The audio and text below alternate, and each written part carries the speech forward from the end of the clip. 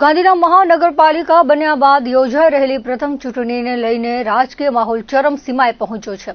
13 વોર્ડની 52 બેઠકો માટે યોજાનારા જંગમાં ઉમેદવારો અને મતદારો બંનેમાં ભારે ઉત્સાહ જોવા મળી રહ્યો છે। ભાજપ, કોંગ્રેસ અને આમ આદમી પાર્ટી જેવા મુખ્ય પક્ષો ઉપરાંત અપક્ષ ઉમેદવારોમાં પણ ટિકિટ મેળવવા અને ફોર્મ ભરવા માટે ભારે હોડ જામી હતી।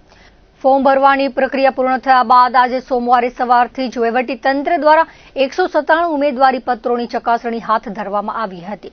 ગાંધીધામની તાલુકા પંચાયત કચેરી, મહાનગરપાલિકા કચેરી અને મામલતદાર ઓફિસ ખાતે દસ્તાવેજોની તપાસ કરવામાં આવી રહી છે।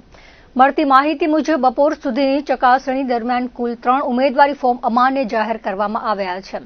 ખાસ કરીને વોર્ડ નંબર 1 થી 5માં દસ્તાવેજોની ખામીને કારણે આ ફોર્મ રદ થયા હોવાનું જાણવા મળ્યું છે। ચકાસણીની પ્રક્રિયા પૂર્ણ થયા બાદ ચૂંટણી અધિકારી દ્વારા માન્ય ઉમેદવારોની આખરી યાદી પ્રસિદ્ધ કરવામાં આવશે। ત્યારબાદ જ ખબર પડશે કે કયા વોર્ડમાં કેટલા ઉમેદવારો વચ્ચે ખરાખરીનો જંગ જામશે। પ્રથમ વખત મહાનગરપાલિકાની ચૂંટણી હોવાથી સમગ્ર ગાંધીધામ પંથકમાં અત્યારથી માત્ર ચૂંટણીની જ ચર્ચાઓ સાંભળવા મળી રહી છે।